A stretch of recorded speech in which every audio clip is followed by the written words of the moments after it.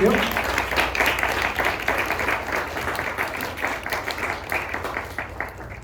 감사합니다. 손님 무게 잡지 말라 했는데 그냥 편안하게 하지만 두렵고 떨리는 마음으로 하나님 말씀 나누겠습니다. 먼저 하나님 말씀 나누기 전에 우리 하나님께 하나님 말씀을 놓고 기도하겠습니다. 주님, 청년의 때에 정말 그 주의 법도를 따르며 매일매일 하루하루 주님의 말씀을 묵상하며 나아가기 원하는 모든 청년들 이 자리에 모였습니다. 하지만 세상은 워낙 악하고 때로는 하나님보다 더 강력하게 느껴지는 것만 같고 또 그 파도와 그 비바람에 우리가 휩쓸려 나가기 마련인 것 같습니다. 하지만 주님, 시험 우리를 강건적인 주의 오른손으로 우리를 붙잡아 주시옵시고 바른 길로 인도하여 주시옵소서. 다시 한번 감사드리며 우리 주 예수 그리스도 이름으로 기도합니다. 아멘. 네, 오늘은 순수한 마음이라는 제목으로 설교하기 전에 사무엘상 뒷배경을 잠시 소개하고자 합니다. 일단 아브라함, 이삭, 야곱, 모세, 여호수아 그리고 여러 사사들을 지나고 나서 이스라엘은 블레셋으로부터 압제를 받던 상황에서 다른 것도 아닌 언약궤를 뺏기는 그런 치욕적인 일을 당했습니다. 단순히 이것은 하나님의 언약궤, 하나님의 말씀을 뺏긴 정도가 아니라 하나님의 이름을 모욕을 당하며 이스라엘을 무력으로 짓밟고 또 3만 명이나 되는 이스라엘의 군인을 다 몰살시켰습니다. 한마디로 이스라엘은 대패했었습니다. 게다가 이스라엘의 심장이자 정체성이라고 말할 수 있는 그 언약궤마저도 뺏긴 것입니다. 그래서 블레셋 사람들이 언약궤를 가지고 아스돗 사람들에게 가서 그 아스돗에 위치한 다손 신전, 다손이라는 그 우상이 있는데요. 그 우상이 있는 그 신전에 앞에 갖다 놓게 됩니다. 그래서 그 다음 날 다곤이 여호와의 궤 앞에 꼬꾸라져 있는 것을 보게 됩니다. 그것을 바라보고 다시 그 아스돗 사람들은 그 다곤 신상을 원래 제 위치에 올려뒀습니다. 어떤 신도 여호와 앞에서 손쓸 수 없음을 다시 한번 보여주는 것이죠. 그리고 또 어떠한 주장도 힘도 냈을 수 없음을 나타냈습니다. 결국 다시 또 다곤을 제자리에 놓고 다음 날이 돼서 또 왔는데 무슨 일이 일어났을까요? 다곤의 머리와 두 손이 모두 다 끊겨져 있었던 것입니다. 그리고 또한 다곤의 머리는 이번에 또 한 번 땅에 떨어져 있었습니다. 네, 이것은 무엇을 말씀하는 거냐면요, 여호와 하나님의 강력하심과 신들의 무력함이었습니다. 여기서 끝나지 않고 아스돗 사람들에게 엄중하게 하나님께서 벌하시며 독한 종기의 재앙으로 아스돗과 그 지역을 치시고 망하게 하십니다. 그 다음에 이제 아스돗 사람들이 이 언약궤가 우리한테 있는 게 계속해서 재앙으로 다가오니까 이것을 가드 사람들에게 보냅니다. 가드 사람들은 이스라엘에게 어떻게 보면 조금 더 친한 족속이니까 이 사람들한테 좀 보내서 그들한테 맡겨놓자 해서 가드로 옮깁니다. 그런데 이번에는 오히려 더 심히 큰 환난이 그 성읍에 임하여 크고 작은 일들이 모두 독한 종기가 나게 됩니다. 즉 아스돗 사람들의 지혜와 방법으로 해결할 수 없었던 하나님의 주권과 하나님의 크심과 영광, 그 카보드, 그 무게였던 것이죠. 그래서 그 가드 사람들은 다시 한번 다른 지역 에그론으로 보내기로 결정합니다. 근데 어떻게 됐을까요? 이번에는 온 성읍이 사망의 환난을 당하여 그 전보다 더 큰 환난과 시험이 다가오게 되었습니다. 이로 인해 블레셋 사람들은 하나님을 두려워하기는커녕 이 와중에 블레셋 사람들이었으면 이런 모든 상황을 봤으면 언약궤 앞에 절하고 우리가 굴복해야 되겠구나라는 것을 깨달을 법도 한데 이 블레셋 사람들은 오히려 여기서 하나님을 시험하기 시작합니다. 그래서 이 언약궤로 인해서 우연으로 일어나는 것인지 아니면은 정말 하나님의 임재로 인한 하나님의 진노하심으로 인한 것인지 시험하는 것까지 거기까지 이제 선을 넘게 됩니다. 결국 이는 우연이 아니라 하나님의 심판과 재앙인 것을 깨닫게 된 블레셋 사람들은 이스라엘로 언약궤를 반환하기로 결정합니다.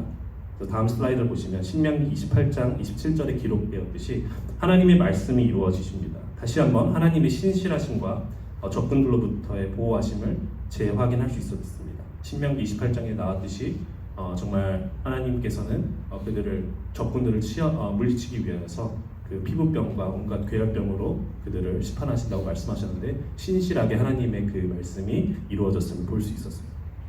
근데 여러분이라면은 블레셋 입장이었다면 여러분들은 어떤 선택을 했었을 것 같습니까? 언약궤를 치우기에 분주하게 움직였을까요?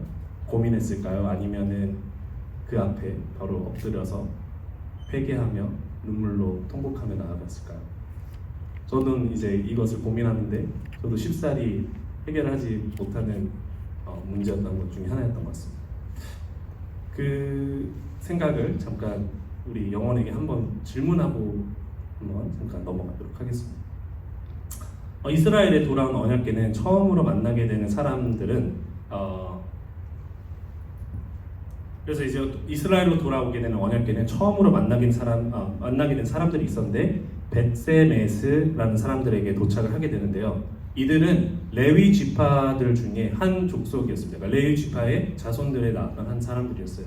그 지역에 사는 사람들이었는데 여기 말씀에 보면은 레위인들은 애초에 일을 할 수 없었습니다. 이중직을 가질 수 없었습니다. 왜냐하면 하나님께서는 그들은 다른 지역에 머물러 살면서 제사를 지내면서 제사를 대신 지내면서 이제 다른 지파들이 벌어들인 곡물과 그런 것들로 이제 연명하게끔 하셨는데 우리의 말씀을 보면은 죄송합니다. 말씀을 보면은 이들이 처음에 그 언약궤를 딱 도착을 했는데 이 사람들이 밀을 추수하고 있었다고 하는 것입니다. 그 말인즉슨 이들은 그들의 본분과 그들의 역할을 상실했었고 하나님의 말씀을 잊었던 것입니다. 그래서 이로 인해서 하나님의 말씀을 잊었던 자들이 그 언약궤를 보려고 들여다보고 돌바닥에다가 내려놓는 실수가 아닌 죄를 범했습니다. 왜냐하면 하나님께서는 그거를 구별되게 그거에 대한 많은 율법들을 정해놓으셨는데 그 레위 지파들이 그것을 어겼던 것입니다. 그래서 그 성읍에 있던 사람들 중에 70명이 죽게 됩니다. 이것은 무엇을 말하는 거죠? 제 아무리 하나님께 구별해 두신 지파라고 할지라도 그런 타이틀이 있다고 할지라도 하나님의 구원을 얻는 것이 단순히 타이틀로 이루어지는 것이 아니라 여호와를 두려워하고 하나님을 알고 하나님께서 주신 말씀을 기억하여 그 구원을 그래야지만이 살아남고 구원을 받는다라는 말씀을 해주시는 것 같습니다. 자, 그럼 잠깐 언약궤가 뺏기고 반환되는 과정만 보아도 하나님의 주권과 다른 신들의 연약함 그리고 하나님의 신실하심을 크게 경험할 수 있었습니다. 이뿐만이겠습니까? 이스라엘 사람들에게는 애굽이라는 곳에서 탈출했던 경험 또한 있었습니다. 출애굽했던 경험이 있었습니다. 하나님이 하나님 되심을 잊을 수 없었던 그런 경험과 관계들이 쌓여만 갔습니다. 하지만 그럼에도 불구하고 백성들은 왕을 당시 사사라고 하죠.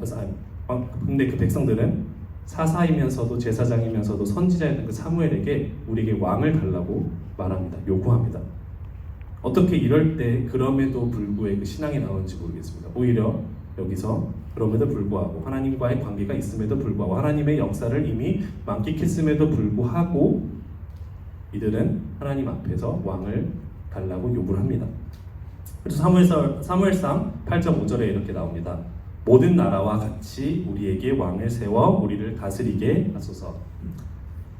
다른 나라와 오히려 구별되어야만 했던 이스라엘이 다른 나라와 같이 나아가려고 합니다. 다음 슬라이드 보여주시면 하나님이 자신들의 왕이고 주권자임에도 알매도 불구하고 다손이나 다른 나라들이 하나님의 심판을 받는 것을 봤음에도 불구하고 그들은 세상의 풍조를 따라가기에 급급하고 하나님의 선하고 기뻐하시고 온전하신 그 뜻을 무엇인지 두 눈으로 앞에 있음에도 불구하고 분별하지 못하는 죄를 범하고 맙니다. 다음 슬라이드 보시면은 사울이 이스라엘 왕으로 세워지고 나서 사무엘의 farewell, 그러니까 마지막 이제 시간이 되었습니다. 지금 이 시간처럼. 아마 그래도 저보다 말은 잘했겠죠. 12장 같이 이렇게 말합니다. 핵심은 저는 3F로 좀 말씀드리고 싶습니다. 사무엘의 핵심이라고 저는 생각하는 것 중에 세 가지는 flashback, fear of God, faithfully with all your heart 인 것 같습니다. 저 발음 괜찮았나요, 여러분들? 네. 그런데 이 그 핵심을 들어가기 전에 눈여겨봐야 될 부분은 사무엘이 이렇게 말합니다. 두려워하지 말라. 너희는 모두가 이런 죄악을 저질렀지만 이라는 것입니다. 비록 무엇 했지만의 은혜가 시작이 된 것입니다.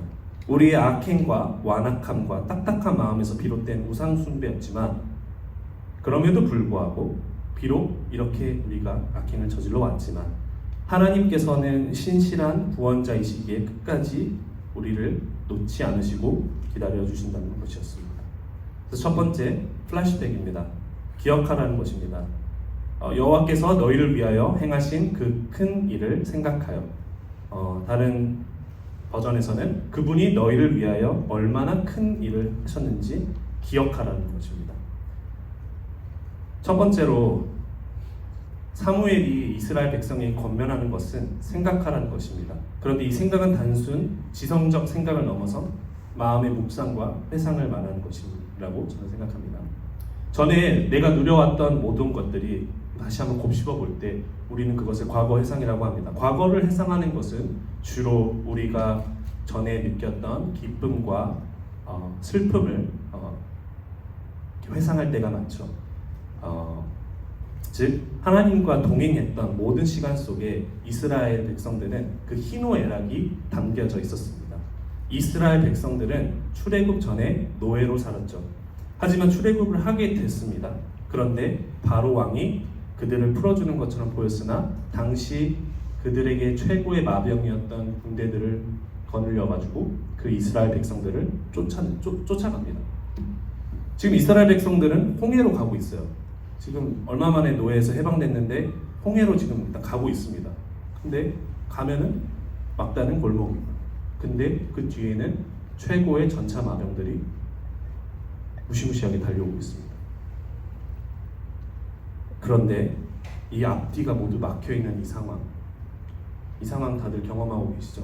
근데 그 상황에서 그들은 하나님이 세우신 리더 모세를 앞서 따라가 하나님의 강권적인 구원의 역사로 두 갈래로 나뉘어진 홍해를 건너갑니다. 아니죠. 어떻게 보면 그들이 건너간 것이 아니라 하나님이 그들을 건너가게끔 인도하신 것이죠. 심지어 그들을 쫓아오던 마병들은 홍해에 잠깁니다. 이는 비유적으로 봤을 때 연약한 미국 원주민이 이 사람들이 지금 21세기 최고의 군대인 미국 군대를 상대로 이긴 것과 마찬가지라고 봅니다. 말이 안 되죠. 말이 안 되고 이처럼 이들은 하나님의 주권 아래 그리고 인도하심 아래 은혜 아래 사랑 안에서 희노애락을 다 경험했습니다.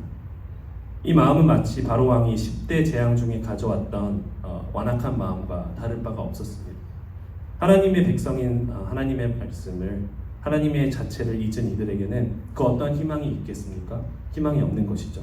그런 말이 있죠. 역사를 잊은 민족에게는 미래가 없다. 이 말은 사실 영토를 잃은 민족은 재생할 수 있어도 역사를 잃은 민족은 재생할 수 없다라는 말에서 유래가 되었습니다. 정확히 이스라엘의 이야기와 일치합니다. 정말 나라도 없고 영토도 없고 주권도 없는데 계속해서 여기저기 전진해가면서 살고 있었습니다. 하지만 이들이 하나님의 역사하심을 구원의 여정을 다 잊어버렸으니 그 역사를 잊어버렸으니 그 과거를 잊었으니 재생할 수 없는 상태로 치닫았습니다. 그런데 여기서 기억해야 될 것이 있습니다. 이 모든 구원의 역사는 절대로 이스라엘 백성들을 위한 것이었습니다. 이 모든 구원의 역사는 절대적으로 백성들을 위한 것이었습니다. 다시 한번 말씀드리면 그 백성들을 위한 것이었습니다. 하나님이 그저 그들을 어떻게 재미삼아 마치 게임처럼 우리를 창조하고 타락에 빠져가지고 가죽 옷을 입히시고 구원해 내시고 그런 것이 아닙니다. 이것은 우리를 사랑하시기 때문에 또 우리를 구원하시기 위해서 이 모든 것들을 이루시고 역사에 동참하셨고 일하셨던 것입니다. 그렇기 때문에 사무엘은 이스라엘 백성들에게 하나님을 기억하라고 하나님께서 하신 그 큰 일을 기억하라고 촉구하는 것입니다. 두 번째입니다. 사무엘이 두 번째로 우리 이스라엘 백성들에게 말하는 말씀은 Fear of God, 오직 그를 경외하며 여호와를 두려워하고 Only fear the Lord. 하나님께서는 그들에게 하신 큰 일을 기억하라고 말하고 난 뒤에 나온 말은 이것이었습니다. 근데 여기서 나오는 이 첫 번째 단어 오직은 우리가 모두 다 알다시피 only라는 뜻입니다. 한 분만 경외하라는 것입니다.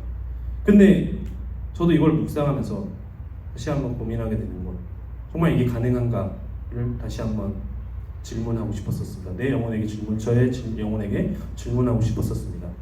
정말 이게 가능한가? 하나님만 바라고 하나님만 경외하는 것이. 지금 우리 삶에 덮쳐오는 삶의 문제, 신분의 문제, 두려워할 수밖에 없는 것들로 수천빛깔입니다. 신분 문제 있고, 주변 문제 있고, 결혼 문제도 있고요, 관계 문제도 있고, 심지어 우리 교회 안에서 우리가 어떻게든 사랑을 받고 은혜를 받고 뭔가 풍성한 삶으로 이어가자고 하는 그런 이 교회 안에서도 모여오는 사역의 문제, 시기, 질투, 방탕함, 호색, 사기, 술 취함 등등 우리를 옥죄어오고 있는 것들이 참 많습니다. 현실적이고 실질적인 문제도 있고 영적인 문제도 즐비합니다. 그런데 어떻게 우리 보고 하나님만 두려워하는 건지 질문을 좀 하게 되었습니다. 근데 이제 잠깐 제 얘기를 죄송하지만 하겠습니다. 제가 어린 아이였을 때 아버지께서 말씀하신 게 아니죠. 아버지께서 이제 제가 어렸을 때 잠시 이렇게 담배를 좀 태우셨었습니다.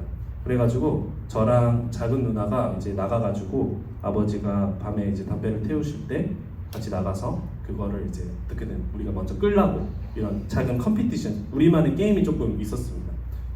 근데 항상 저희 작은 누나가 저보다 한 살이 더 많아서 아무래도 다리도 길고 팔도 길어가지고 힘도 세가지고 저보다 먼저 리치아웃이 됐었습니다. 그러다 보니까 저는 항상 아버지의 그 담뱃불을 끄줄 수가 없었어요. 그것을 알았던 아버지가 일부러 제 쪽으로 이렇게 담뱃불을 튕기셨어요. 네. 저한테 치는 거 아니에요. 제 쪽으로. 그래서 내가 저거 이제 꺼야지 하고 이제 긴급하게 움직였는데요. 문제는 그때 슬리퍼를 신고 있었습니다. 그러니 어떻게 되겠어요? 슬리퍼가 벗겨지면서 제가 이제 발로 밟은. 그래서 아버지가 이제 걱정하는 마음에 괜찮냐 물어보시는데 괜찮다고 하고 이제 남자답게 들어갔습니다. 근데 아버지가 걱정돼서 빨리 이제 집에 들어가 봤는데 제가 뭐 하고 있었는지 아시나요? 제가 제 발을 붙잡고 바람을 불고 있습니다. 호호 불면서 너무 뜨거우니까. 그러니까 이처럼 어린 아이는 사실 불이 위험한지를 모릅니다. 불이 어떻게 나를 해하고 나를 어떻게 아프게 하는지 모릅니다. maybe 불이 엄청 이렇게 크면은 위험하겠다라는 것을 직감적으로 알 수도 있고 하겠지만 불에 대한 지식도 없고 불에 대해서 아는 것도 없다 보니까 그냥 밟아버린 거예요. 그리고 아픈 거예요. 그때 그 제 나이는 담뱃불의 뜨거움을 몰랐습니다. 불에 대한 위험성은 몰랐고 그냥 몰랐습니다. 이처럼 당시 이스라엘 백성들은 하나님을 잊어갔으면 그분에 대한 두려움과 경외함이 fade out 되는 거였습니다. 왜냐하면 이들은 이미 하나님을 그 전에 경험을 했었음에도 불구하고 하나님을 기억하지 않고 하나님을 묵상하지 않고 그 말씀을 계속해서 입술로 읊조리지 못했기 때문에 이들은 하나님을 잊어간 것이죠. 오죽하면 그러니까 모르기 때문에 그 두려움이 없는 거죠. 모르니까 그것이 얼마나 크고 두려운지 영광스러운지 모르는 거죠. 오죽하면 선지자 사무엘 선지자 사무엘에게도 두 아들이 있었습니다. 근데 그 아들이 서로의 책임과 역할을 다 하지 않았어요. 그래서 사사로서 그 역할을 다 하지 않았습니다. 그러니까 자기 마음대로 살았죠. 그래서 사무엘상 8장 1에서 3절을 보면은 이 아들들의 이 모습들을 보여줍니다. 없나 봐요. 네. 근데 이제 사사들이 그 아들들이 선지자 사무엘을 뒀음에도 불구하고 몰랐다는 것은 이 세상 그 시대적 배경이 얼마나 하나님의 말씀을 몰랐었는지를 유추해 볼 수 있습니다. 고로 하나님을 기억하지 못했기에 하나님을 두려워할 수 없었던 것입니다. 너의 마음을 다하여 진실히 섬기라. 너의 마음을 다해 그분을 섬겨야 함을 명심하라. Serve Him faithfully with all your heart. 이 세 번째 F인데요. 마지막으로 선지자 사무엘이 이스라엘 백성들에게 당부한 것은 너희의 마음을 다하여 진실히 오직 하나님만을 섬기라는 것이었습니다. 여기서 말하는 마음을 다하여 진실이는 너무나 객관적으로 적용시키기 쉬울 것 같습니다. 우리 앤드류 형제님한테는 진실이라는 게 이런 걸 수도 있고, 마음을 다한다는 게 이 정도만 하면 어느 정도 마음을 다하는 거겠지라고 할 수 있는 거죠. 또 영현 형제님은 난 지금 마음을 다하여서 진실이 듣고 있는데 누구한테 또 아닐 수도 있어요. 그러니까 이 말이라는 것 자체가 좀 객관적으로 판단되기 쉬웠습니다. 왜냐하면 우리 모두에게는 마음의 캐파시티가 그 진실함에 대한 정의가 좀 다를 수가 있기 때문이죠.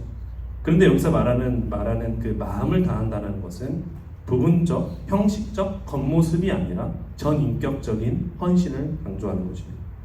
그리고 에메트라는 헬라어를 단어를 보면은 진리, 성실, 신실함이라는 뜻. 결국 아까 마음을 다하여와 비슷한 맥락으로 꾸밈 없는, 변함이 없는 섬기는 태도를 말합니다. 즉 우리는 흔히 말하는 그 순수한 마음, 순수한 사랑으로 하나님을 경외하며 섬기라는 것입니다. 우리의 온 마음을 다하여 겉모습이 아닌, 보여지는 모습이 아닌 정말 전인격적인. 우리가 아는 성경 인물 중에 이와 같은 분이 누가 있을까요? 순수한 마음, 순수한 사랑을, 순수한 동기로 하나님을 찬양하고 하나님을 따랐던 그 사람. 생각나는 사람이 아마 두 분이 있었을 것 같아요. 목사님 누가 떠오르시나요? 나 떠오르는데. 네. 당연히 예수님이겠죠. 당연히 예수님이고, 그리고 또 우리가 잘 아는 하나님의 마음에 합한 자로 불렸던 다윗이었어요. 근데 먼저 다윗을 먼저 보겠습니다. 다윗은 참으로 하나님의 큰 일을 기억하던 자였습니다. 하나님의 큰 일을 기억하던 자였습니다.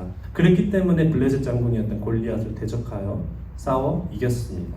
단순히 다윗이 잘해서가 아니라 그 상대도 말도 안 되는 그 싸움임에도 불구하고 하나님께서는 나를 분명히 지켜주실 거고 나를 승리케 하실 거라는 그 믿음 안에, 확신 안에 두려움 없이 바로 설 수 있었던 것입니다.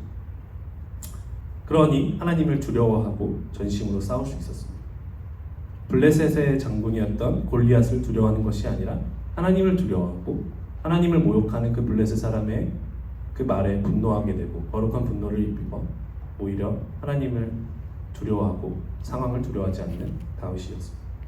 또 하나님이 세우시는 왕 사울이 아무리 왕으로서 그 당시 있었음에도 여호와의 영마저 그를 떠났을지라도 하나님께서 기름 부으셨던 사울 왕이었기 때문에 다윗이 그를 해칠 수 있던 그 순간에서도 해치지 않았었죠.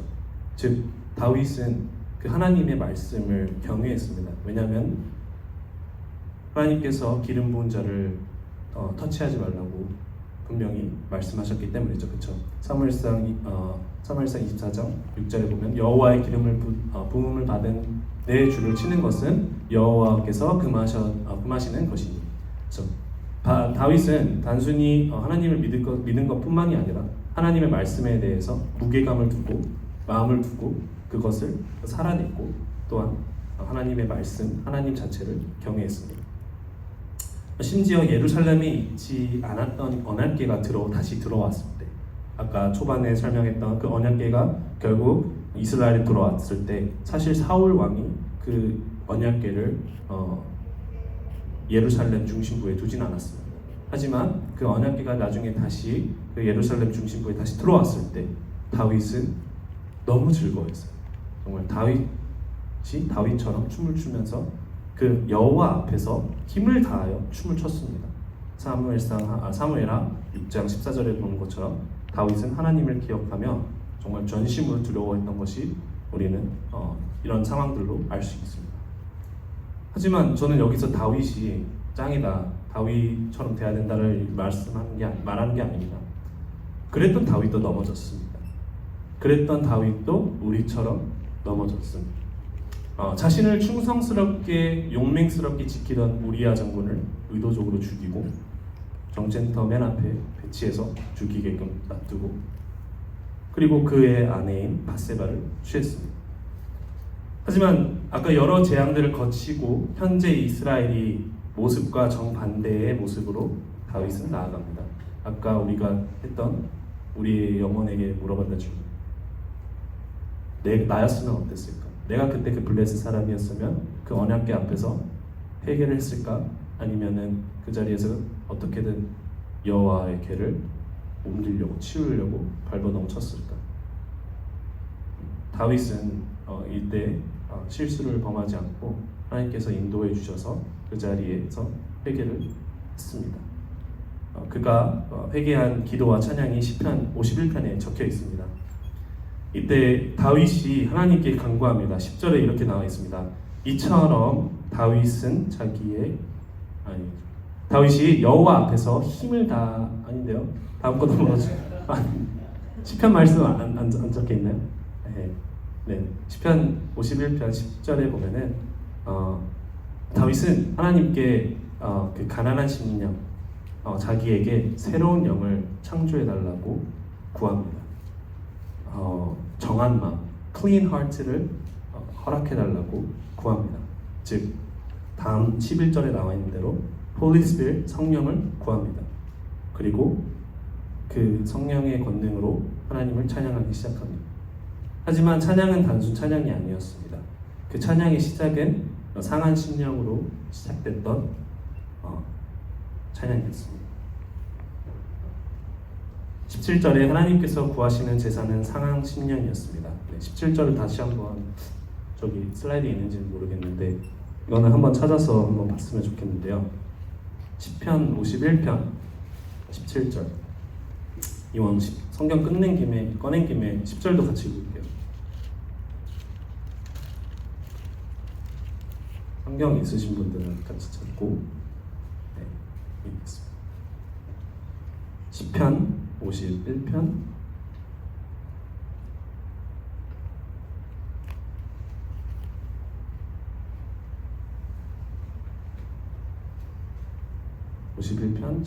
10절, 11절, 그리고 17절 다 같이 한 목소리로 크게 읽겠습니다. 시작! 하나님이여 내 속에 정한 마음을 창조하시고 내 안에 정직한 영을 새롭게 하소서. 나를 주 앞에서 쫓아내지 마시고 주의 성령을 내게서 거두지 마소서. 하나님께서 17절입니다. 하나님께서 구하시는 제사는 상한 심령이라. 하나님이여 상하고 통회하는 마음을 주께서 멸시하지 아니하시리이다. 아멘. 성경책 있으신 분들은 상한 심령에 크게 동그라미를 쳐주고 나중에 성경을 읽다가 내가 왜 동그라미 쳤지 하면서 다시 한번 나중에 또 리마인드 됐으면 좋겠는데요. 저도 한 번씩 이렇게 동그라미 치다가 한번 보면은 놀랍니다. 내가 이때 왜 이걸 했었지? 네. 그렇습니다. 하나님께서 구하시는 제사는 상한 심령이었습니다. 그 상한 심령은 아픈 마음을 뜻하는 것이 아닙니다. 죄를 미워하고 죄와 사망이 뒤덮여 있는 내 자신을 한탄해하고 내 자신을 긍휼히 여기는 거죠. 안타깝게 여기는 그 마음을 상한 심령이라고 저는 봅니다. 이게 어떻게 가능하겠습니까? 어떻게 우리 자신을 한탄하겠습니까? 그것은 바로 로마서 8장 27절에서 바울이 말하는 내 안에 계시는 성령께서 말할 수 없는 탄식으로 우리를 위해 친히 간구하시기 때문입니다. 우리는 때로는 우리의 기도와 우리의 찬양이, 우리의 고백이, 우리의 선포가 우리의 입술로 한다고 생각을 하지만 우리의 모든 고백과 우리의 회개의 영은 우리의 육이 하는 것이 아니라 우리의 영혼이 하는 것 줄로 믿습니다. 그리고 그 영혼 안에 내주하시는 우리 성령님께서 우리의 말할 바를, 그 기도할 바를, 그 찬양의 영을 부어주신 줄 믿습니다. 그렇죠? 깊은 고통, 갈망, 말로 다 표현 못하는 간절함을 탄식이라고 합니다. 그리고 우리에게는 이러한 심령, 상한 심령, 성령을 간구하며 기도해야 합니다. 이와 같이 예수님께서도 우리를 보시고 천국에 대해 가르치실 때 처음으로 이야기한 것이 바로 이것입니다. 상상순으로 유명한 첫 가르침 팔복입니다. 팔복 중에서 순서적으로 첫째 되는 말씀입니다. 이것도 다 같이 한번 찾으셔서 읽어봤으면 좋겠는데요. 마태복음 5장 3절부터 쭉 있지만 3절만 일단 읽겠습니다. 제 성경으로는 신약 5페이지 있습니다. 다 같이 읽겠습니다. 시작. 심령이 가난한 자는 복이 있나니 천국이 그들의 것이며. 네, 그렇습니다. 예수님도 하나님께서도 원하시는 것은 다른 것 없었고요. 하나님께서 원하셨던 것은 천국에 오는 모든 자는 그 가난한 심령, 그 갈급한 심령, 우리 오늘 계속해서 찬양했던 그 마음입니다. 여러분들 찬양할 때 어떤 마음으로 하셨는지 모르겠지만 어쩌면 그 마음일 수도 있을 것 같습니다. 어떻게 지금 하나님 앞에 나아가야 될지도 모르겠고 지금 이 삶의 고난과 환난을 어떻게 뚫고 가야 될지 모르겠는데 그냥 하나님을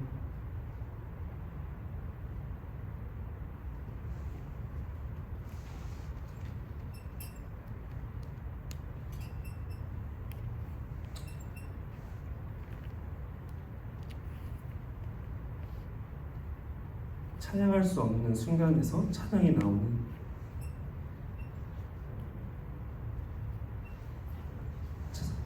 여러분의 마음에 성령이 있었음을 저는 단언컨대 확신합니다.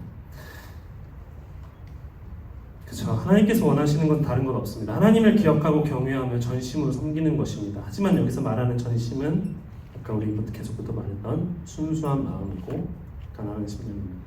Tender heart, clean heart, soft heart을 말합니다. 그 순수한 마음은 우리에게서 나는 것이 아닙니다. 우리에게서 났으면 우리 같은 이 상황에서 찬양이 나올 수가 없었죠. 그것은 바로 상한 심령이고 가난한 심령입니다. 이러한 자들만이 천국에 들어간다고 말씀하셨습니다. 그렇다면 우리 잠시 완악해져가고 딱딱해진 우리의 마음을 다시 한번 주님께 offer 드립시다. 찬양팀 나오셔도 되고요. 그 마음을 우리 정말 주님께 드립시다. 먼저 주님, 나의 마음을 우리 아까 계속해서 했던 찬양 있지 않습니까? 채워달라고 부어달라고. 근데 먼저 우리의 그 딱딱한 그 마음을 다시 한번 주님께 좀 내어드렸으면 좋겠습니다. 그래서 주님, 우리의 마음을 먼저 만져주세요. 이게 단순히 그냥 위로로 끝나는 것이 아니라 정말 그 바로왕이 하나님의 그 재앙을 받음에도 불구하고 돌이키지 않는 그 마음. 하나님 살아계신다고 믿는데 또 하나님의 제자로서, 예수님의 제자로서, 하나님의 아들로서, 딸로서 이 믿음의 삶을 살아내고 싶은데 그렇지만 계속해서 똑같은 범죄를 하고 그랬을 때, 그럴 때 우리의 마음을 다시 한번 그 마음을 봅시다. 그 딱딱했던 마음, 완악한 마음. 주님, 그 마음 올려드립니다. 주님의 손의 능력으로 주님 만져주시옵시고 그 딱딱해진 마음을 주님께서 어루어 만져주셔서 부드럽고 깨끗하며 순수한 마음으로 창조해 주시옵다고, 새롭게 해달라고, 새로운 영혼 부어달라고 우리가 같이 기도하는 마음으로 찬양하는 우리 모두 됐으면 좋겠습니다. 다 같이 빈들의 마른 풀 같이 찬양하시겠습니다.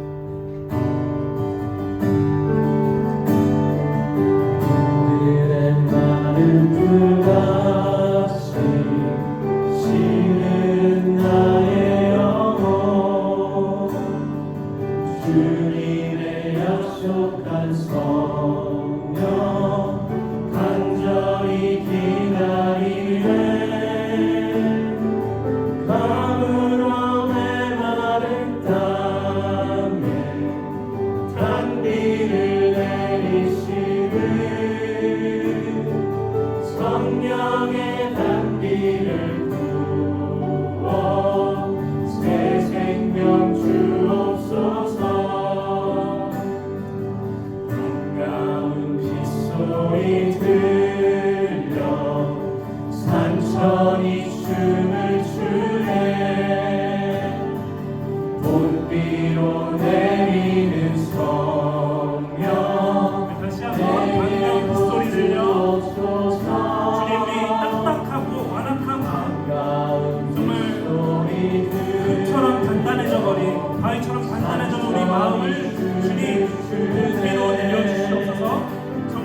우리의 마음을 만져주셔서 다시 한번 주님을 찬양하고 다시 한번 회개의 영으로 나아가는 성령을 우리에게 부어주시옵소서. 강으로 메마른 땅에 단비를 내리시는 성령의 단비를 부어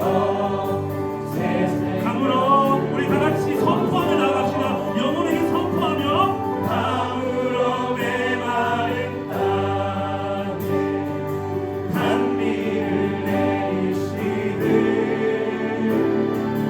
성령의 단비를 부어 새 생명 절 따라 우러를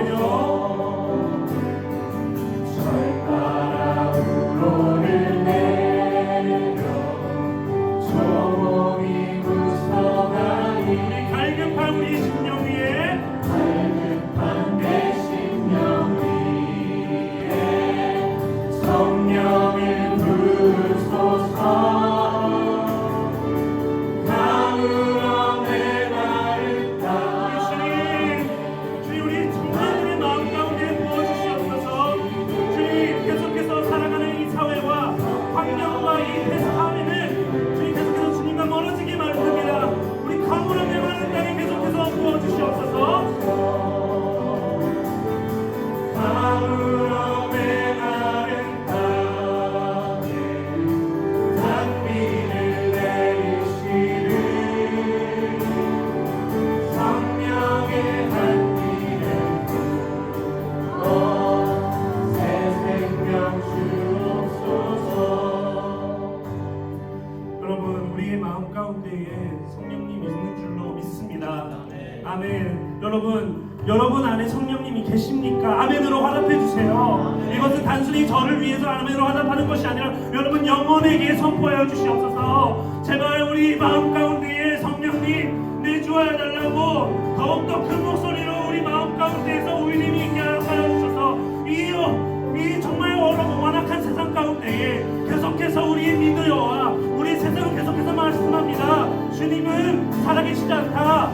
우리 I-95에 계속 보면은 말합니다. God is only one. What?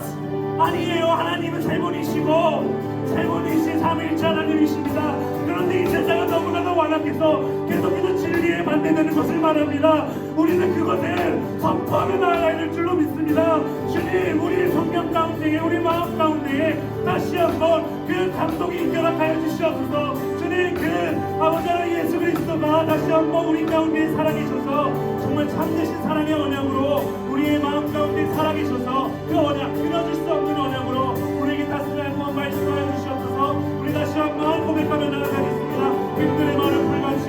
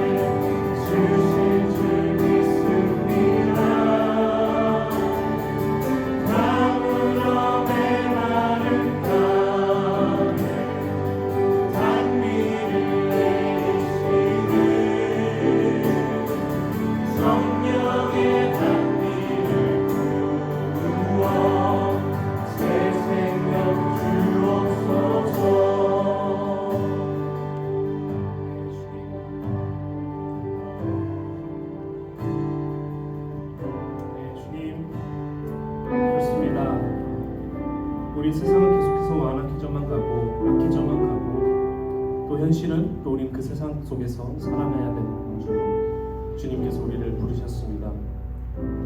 하지만 주님, 우리는 계속해서 이 세상의 풍조와 이 세상의 것들로 마음을 빼앗기기 너무 쉽습니다. 주님, 우리는 그렇게 연약합니다. 그렇게 넘어집니다. 근데 주님, 우리의 진실된 마음은 이런 것들로 변명하고 싶지는 않습니다.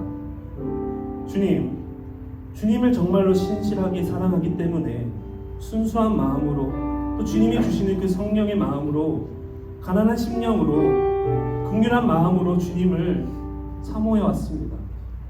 그리고 사랑합니다. 근데 또 현실은 또 이렇습니다. 계속해서 그 굴레 속에서 쳇바퀴 속에 삽니다. 하지만 주님, 우리 다시 한번 우리 마음 가운데에 예수 그리스도의 그 보혈의 능력을 다시 한번 힘입어 우리 영혼에게 선포하여 주시옵소서. 주님, 주님의 아들이신 그 예수 그리스도의 보혈, 그 십자가의 죽음으로 인하여서 우리에게 결코 그 정죄함이 없는 줄로 믿습니다. 주님, 단순히 우리의 마음을 편하고자 그 정죄함이 없는 것이 아니라 그만큼 하나님의 능력이 크십니다. 예수 그리스도의 보혈의 능력이 그만큼 크십니다. 주님, 우리는 그걸 믿습니다. 그렇기 때문에 하나님과의 우리의 사랑 가운데 그 어떤 것도 우리를 끊을 수 없음을 다시 한번 기억합니다. 주님, 우리를 계속해서 하나님의 관계 가운데 그 사이를 가로막히고 했던 모든 것들, 우리 다시 한번 주님께서 부어주시는 그 성령의 마음으로, 그 가난한 마음으로, 애통하는 마음으로 우리의 죄를 미워하고 우리의 죄를 미워하면서 주님께 숨는 것이 아니라 주님께서는 우리를 가죽옷을 입혀주시며 사랑하시는 그 하나님을 바라보며 주님, 우리의 죄를 미워합니다. 우리의 죄를 미워하오니 주님 더욱더 사랑하기 원합니다. 주님, 우리 입술 가운데에 다시 한번 회개의 기도를 회복시켜 주시옵소서. 그런 마음으로 우리 다 같이 기도하며 나아가겠습니다. 회개하며 나아가겠습니다. 주님, 아버지 하나님, 주님보다 우선순위에 있던 모든 것들 다시 한번 주님 앞에 내려놓습니다. 우리 마음 가운데 있었던 모든 상한 심령, 아니 내 모든 안에 있던 모든 우상들을 다시 한번 성령이 불러 부어주시옵소서. 주님, 우리는 계속해서 그 세상의 것들을 쫓아가기 원합니다. 하지만 주님, 주님의 그 선하시고 아름다우시고 기뻐하신 그 뜻을 우리는 분별하며 나아가기 원하오니 그 영적인 제사 앞에 주님 온전케 하여 주시옵소서. 우리를 웨딩 사크리파이스로 나아가기 원하오니 그 예수 그리스도의 손을 닮아 나아가기 원하옵나이다. 주님, 예수 그리스도를 바라보며 나아가기 원하오니 주님, 다시 한번 우리의 마음 가운데 가난한 심령을 부어주소서. 우리의 죄를 미워하고 우리의 죄를 걸어하며 주님께 계속해서 구하며 나아가기 원합니다. 주님, 정한 마음을 창조하여 주시옵시고 내 마음에 정직한 영을 새롭게 하여 주시옵소서. 우리 영혼에게 선포합시다.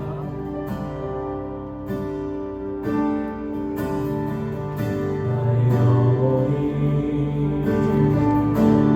잠잠히 하나님 바라며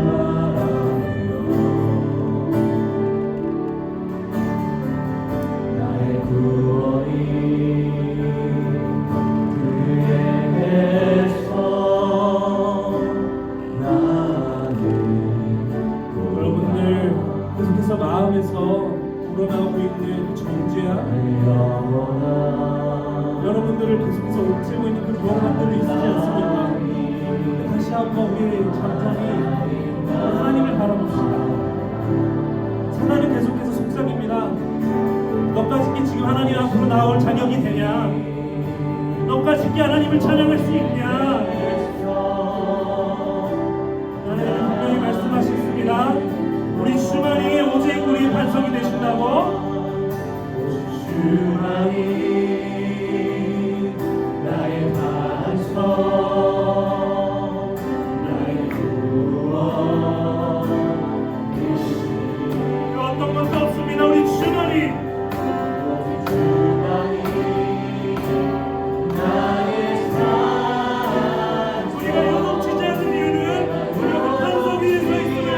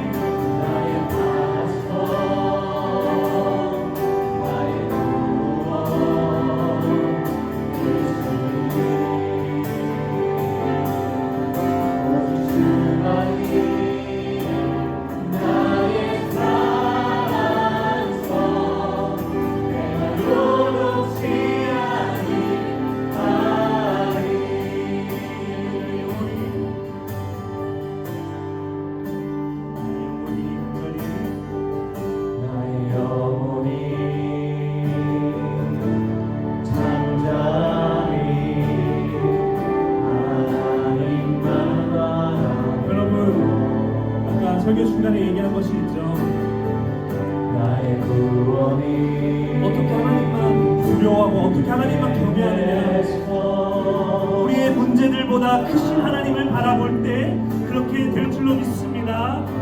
우리 하나님을 바라봅시다. 나의 영혼아 잠잠히 하나님만 바라. 나의 소망이 전행해서 나를 구하라.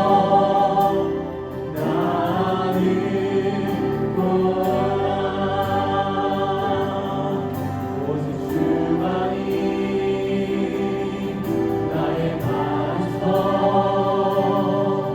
나의 구원이시니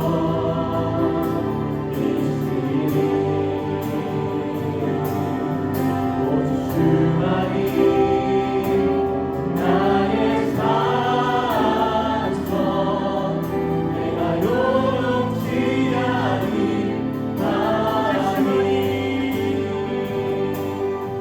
오직 주만이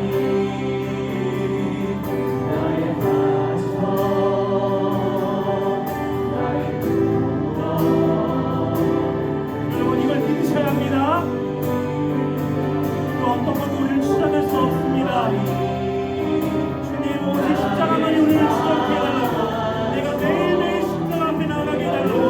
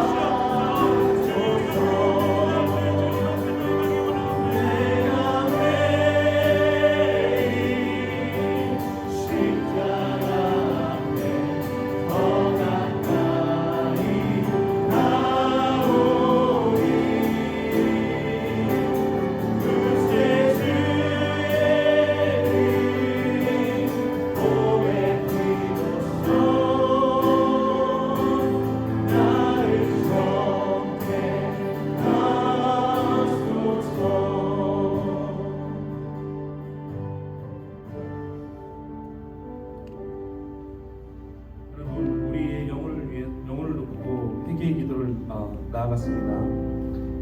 하지만 오늘 말씀에 사무엘이 말했듯이 나는 우리의 백성들을 위해서 기도하지 않는 죄를 범하지 않겠다고 말했습니다. 우리에게도 사무엘과 같은 마음을 다시 한번 품고 나아갔으면 좋겠습니다. 주님, 나의 영혼이 하나님을 바라보며 나아갈 때에 문제는 그대로지만 더 크신 하나님을 바라보면서 그 문제는 그대로 있지만 바울과 실라가 그 감옥에 있었지만 사실상 그 감옥 안에 갇혀 있었던 것은 그 경비원이었던 것처럼 주님, 지금 내가 갇혀 있는 것이 아닙니다. 나를 옥죄고 있는 것은 너무나도 많은 것 같아 보이나 사실상 저 간판에 하나님을 알지 못하는 것들로 가득한 저 세상 사람들이 주님 갇혀 있는 것 같습니다. 갇혀 있습니다. 우리 그 영혼들을 위해 놓고 다시 한번 기도하며 나아가겠습니다. 우리만 구원받고 우리만 하나님의 은혜와 사랑 안에서 그 은혜 안에서 거할 것이 아니라 저들도 동일하게 하나님의 사랑을 받은 자들, 모든 만민 하나님께서 구원하시기 원하시는 그 모든 만민들은 저 밖에 있습니다. 그리고 어쩌면 이 안에 있을지도 모릅니다. 주님, 하나님을 모르는 사람들, 예수 그리스도를 구주로 믿지 못하는 자들, 또 그 과정 속에 나아가는 우리 귀한 성도들, 주님, 그 영혼들을 놓고 우리가 기도합니다. 그들을 위해 기도하지 않는 중한 죄를 우리가 짓기 원하지 않아오니 주님, 이 가운데 우리의 중보의 기도에도 주님께서 그 중보의 영을 부어주시옵시고 같이 기도하는 시간 되겠습니다. 기도하시겠습니다. 주님,